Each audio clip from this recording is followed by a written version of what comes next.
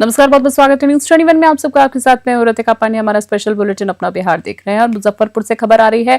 Police को बड़ी सफलता हाथ मिली है। जी हां, बता दें आपको पूरा मामला, जहां पिछले 1 महीने से फरार चल रहे चोरी के आरोपी मोहम्मद खालिद को गिरफ्तार कर लिया गया है। और मामला जो है जिले के औराई थाना क्षेत्र का बताया जा रहा है, जहां पहले मोटरसाइकिल और मोबाइल चोरी की घटनाओं के बाद 2 युवकों के खिलाफ प्राथमिकी संख्या 140/25 दर्ज की गई थी। आरोपी मोहम्मद रेहान पहले ही जेल जा चुका था, जबकि मोहम्मद खालिद फरार चल रहा था। पुलिस ने गुप्त सूचना के आधार पर कल देर शाम औराई बाजार से उसे गिरफ्तार किया है। थाना अध्यक्ष राजा सिंह ने बताया है कि आरोपी का आपराधिक इतिहास भी है और उसे गिरफ्तार कर न्यायिक हिरासत में जेल भेज दिया गया है। मुजफ्फरपुर से सत्यम शर्मा की रिपोर्ट। मंगलवार देर शाम अज्ञात अपराधियों ने सरपंच सतीश कुमार सिंह के घर पर ताबड़तोड़ फायरिंग की है। घटना कुडनी थाना क्षेत्र के हरि नारायणपुर वार्ड संख्या 9 में हुई है। सतीश कुमार सिंह और उसके परिवार वाले बाल बच गए हैं। सूचना मिलते ही पुलिस मौके पर पहुंची और कई खोखे बरामद भी किए हैं। पुलिस ने घटनास्थल का मुआयना किया और मामले की जांच में जुट गई है। अभी तक किसी गिरफ्तारी की जानकारी नहीं मिली है, लेकिन पुलिस अपराधियों की तलाश में लगातार कार्रवाई कर रही है। मुजफ्फरपुर से सत्यम शर्मा की रिपोर्ट। बिहार विधानसभा चुनाव के दूसरे चरण के दौरान सुगोली विधानसभा क्षेत्र के राजकीय उत्क्रमित विद्यालय नुमुई में बूथ संख्या 218 और 219 पर वीवीपैट मशीन से निकली मत पर्चियां खुले में लावारिश मिली है। पर्चियों पर राजनीतिक दलों के चुनाव चिन्ह जैसे हाथी, ब्लैक बोर्ड आदि स्पष्ट दिख रहे थे, जिससे मतदान की गोपनीयता और सुरक्षा पर बड़े सवाल उठ गए। देख सकते हैं साफ तौर पर विजुअल में, जहां जिला प्रशासन ने सुबह 11:14 पर प्रेस विज्ञप्ति जारी की, जबकि दोपहर 12 बजे निर्वाचन पदाधिकारी सदर एसडीओ ने पर्चियों को बरामद किया है। प्रारंभिक जांच में ये मॉक ड्रिल यानी मशीन की टेस्ट वोट स्लिप्स प्रतीत हो रही हैं, परंतु मामले की जांच की जा रही है। और इस दौरान प्रत्याशी ग्रामीण अर्धसैनिक बल और सुगोली व बंजरिया के थानाध्यक्ष स्कूल परिसर में मौजूद रहे। सुगोली से सोनू कुमार की रिपोर्ट।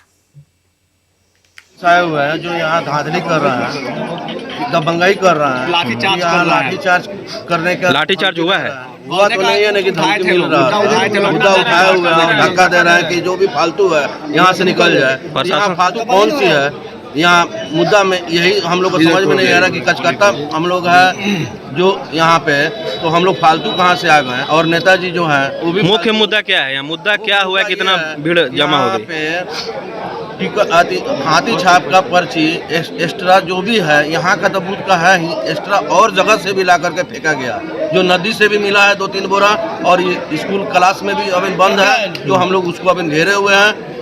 यहाँ पे जो सफाई करने वाली आई थी वही देखी है, वही बोली है, उसके लेकर के हम लोग उसमें अभी ताला मारे हुए हैं। हम लोग का मांग है कि यहाँ आए और इस बूथ को, यहाँ के बिहार का सब बूथ को कैंसिल किया जाए और फिर रद्द किया जाए और फिर से वोट चालू किया जाए। प्रशासन के द्वारा क्या कहा जाए? पर हम लोग जो है, हम लोग नेता का हैसियत से और यहाँ के जनता का ये मांग है, ज़्यादा से ज़्यादा 50 होना चाहिए। मॉकपोल में अगर कोई करता है तो 20, 30, 50 करता है लोग, लेकिन वैसे परिस्थिति में 172 बरामद हुआ है और कितना इधर उधर गया होगा उसका कोई गारंटी नहीं है। प्रशासन से हम लोग मांग करते हैं कि यहाँ पर पुनः चुनाव कराया जाए। पुनः जनता का, सारे जनता का मांग है कि यहाँ पुनः चुनाव कराया जाए, यही हम लोग प्रशासन से मांग करते हैं।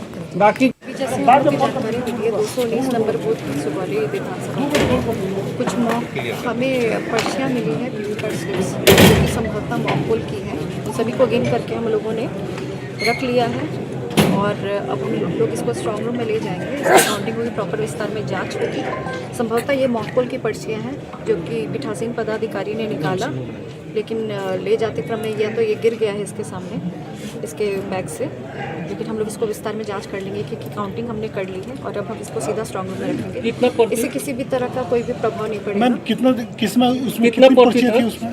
देखिए, मॉकपोल में कम से कम आपको 50 पर्चियों को करना होता है। मॉकपोल में कम से कम 50 आपको करना होता है, लेकिन इसमें जो भी संख्या है उसको हम लोगों ने काउंट कर लिया है। ये 50 से ऊपर भी आप कर सकते हैं।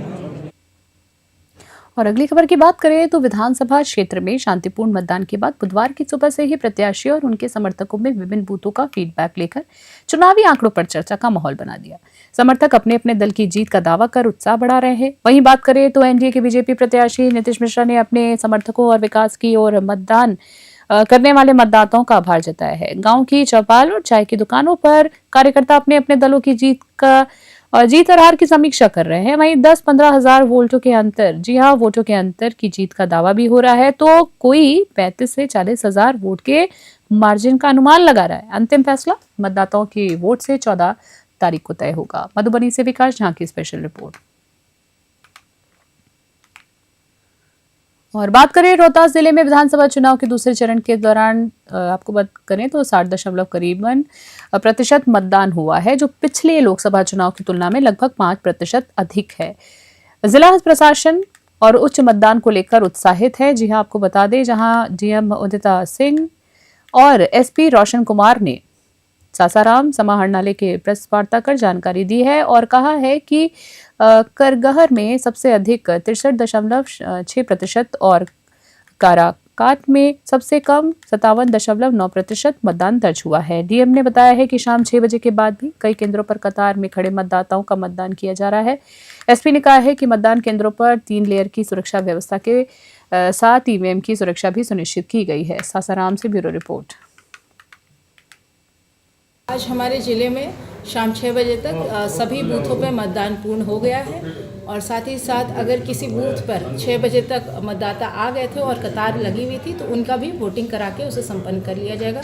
अधिकांश बूथों पर शाम 6 बजे लाइन नहीं पाई गई है। बूथ जो है वो ऑलमोस्ट वोटर्स ने वोटिंग कर दी है और 5 बजे का जो आंकड़ा है ज़िले का वो 60% से अधिक वोटिंग हो गया, जो कि बहुत ही ऑप्टिमिस्टिक फिगर है, बहुत ही उत्साहवर्धक फिगर है, क्योंकि पिछले गत वर्षों के जो वोटिंग प्रतिशत से उससे काफ़ी ज़्यादा इस बार वोटिंग किया गया और साथ ही हम लोग के द्वारा ये भी पाया गया कि महिलाओं के द्वारा काफ़ी उत्साह में वोटिंग किया गया। बहुत बड़ी संख्या में लंबी कतारों में महिलाओं को हम लोग ने बूथ पर देखा।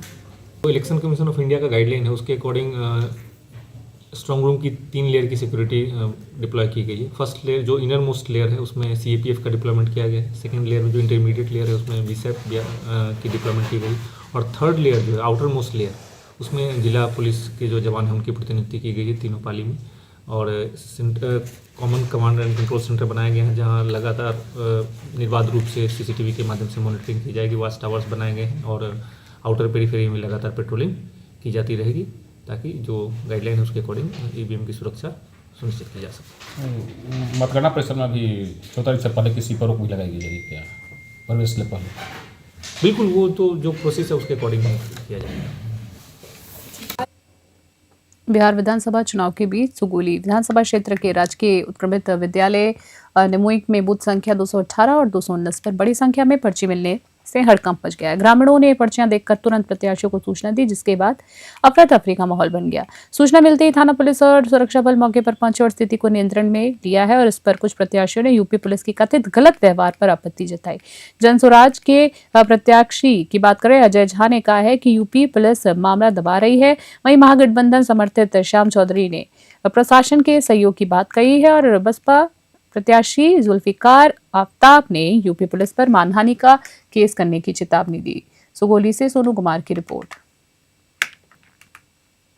हम यहाँ सुगौली 11 विधानसभा क्षेत्र के प्रत्याशी हैं, महागठबंधन समर्थित प्रत्याशी हैं। श्याम चौधरी मेरा नाम हुआ और जो अरुण कुमार सर आए हुए हैं और कह रहे हैं यहाँ फालतू है, फालतू लोगों को हटाइए। प्रशासन द्वारा इस तरह का अभद्र भाषा का प्रयोग किया जाना कहीं से उचित है, सराहनीय है। जब यहाँ जो भी यहाँ जनता आए हुए हैं उन लोगों को हम एकदम प्रेम से, कोई यहाँ हुड़दंग नहीं है, एकदम शांति पूर्वक यहाँ से ये लोग मेरे साथ जो भी है मैंने समर्थन में है लोग और वो देख रहे हैं। अभी सारे लोगों को दिखा दिए, कोई यहाँ हालात नहीं है। उसके बावजूद वो अरुण कुमार जो आए हुए हैं ये नहीं जानते यहाँ का पुलिस है कि यूपी पुलिस है, वो हमको बोल रहे हैं फालतू लोगों को हटाइए, फालतू।